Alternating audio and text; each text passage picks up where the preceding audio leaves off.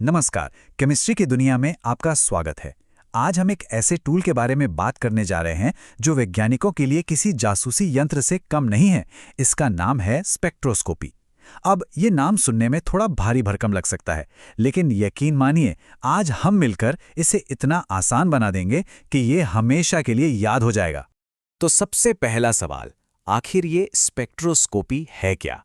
अच्छा, इसे ऐसे समझिए, जैसे हर इंसान का फिंगरप्रिंट एकदम यूनिक होता है ना? वैसे ही हर केमिकल का, हर मॉलिक्यूल का लाइट के साथ बर्ताव करने का अपना एक खास यूनिक तरीका होता है।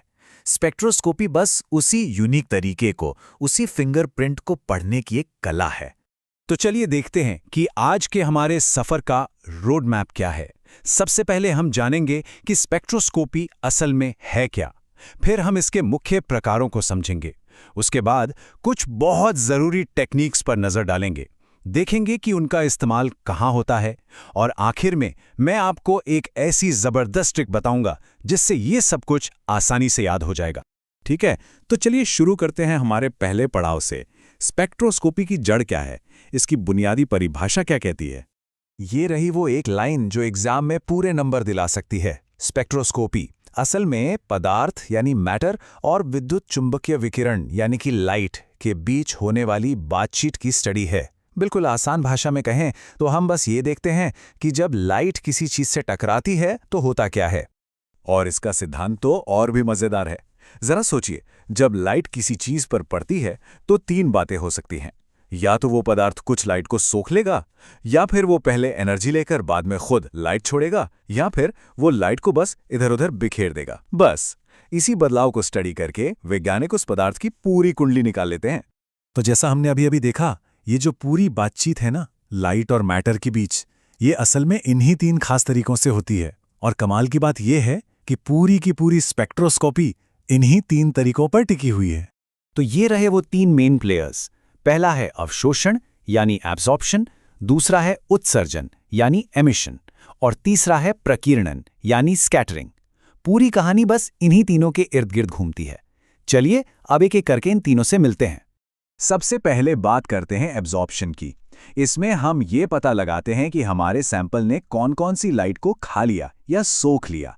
हम उस पर सफ़ेद लाइट डालते हैं जिसमें सारे रंग होते हैं। सैंपल अपनी पसंद के रंग रख लेता है और बाकी को जाने देता है। बस इसी से हमें उसका एब्जॉर्प्शन स्पेक्ट्रम मिल जाता है। अब आता है एमिशन, जो अब्जॉर्प्शन का ठीक उल्टा है। यहाँ हम सैंपल से लाइट छीनते नहीं, बल्कि पहले उसे एनर्जी देकर एक्साइट करते हैं, और फिर जब वो वापस अपनी नॉर्मल स्टेट में आता है तो वो खुद लाइट के रूप में एनर्जी बाहर फेंकता है। हम बस उसी लाइट को पकड़कर स्टडी कर लेते हैं।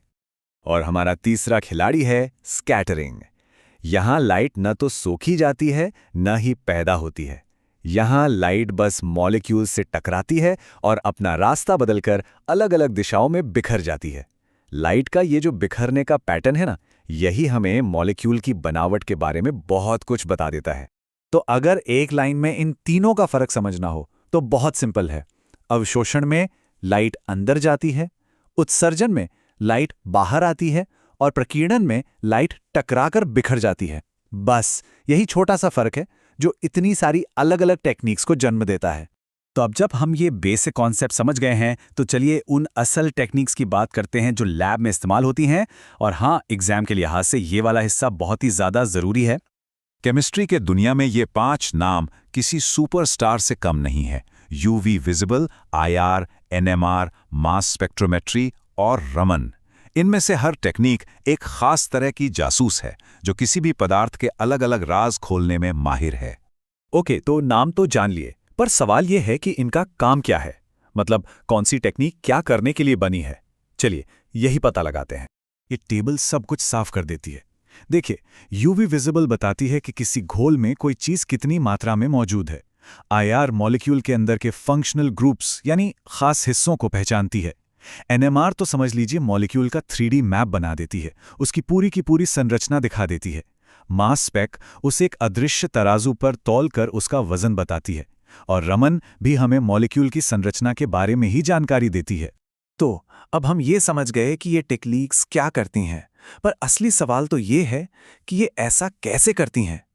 चलिए अब थोड़ा और डीप में चलते हैं और देखते हैं कि पर्दे के पीछे असल में क्या हो रहा है। ये रही असली कहानी। देखिए, यूवी विज असल में मॉलिक्यूल के अंदर इलेक्ट्रॉन्स की उछल-कूद को नापती है। वहीं आईआर और रमन दोनों ही मॉलिक्यूल के कंपन यानी उसके वाइब्रेशन को स्टडी करते हैं। एनएमआर हर एक एटम के आसपास का माहौल कैसा है ये बताता है, और मास स्पेक्ट्रोमेट्री, जैसा कि नाम से ही जाहिर है, मॉलिक्यूल का वजन और उसके टूटने का तरीका बताती है। इतनी सारी टेक्निक्स, इतने सारे नाम। अब सवाल ये है कि ये सब याद कैसे रहेगा, खासकर एग्जाम के टाइम। फिक्र की कोई बात नहीं, क्योंकि अब आ रहा है सबसे काम का हिस्सा, हमारी स्पेशल मेमोरी ट्रिक। ठीक है, तो अब पूरा ध्यान इस स्क्रीन पर। ये है हमारी मास्टर की। बस हर टेक्निक को उसके एक कीवर्ड से जोड़ना है। जैसे यूवी विज मतलब इलेक्ट्रॉन, आईआर या रमन का नाम आए तो याद रखना है कंपन या वाइब्रेशन, एनएमआर मतलब न्यूक्लियस, मास स्पेक भाई वो तो नाम में ही है, मास, और एएस या एएस मतलब मेटल। बस इतना ही। तो देखा, असल खेल बस कनेक्शन का है।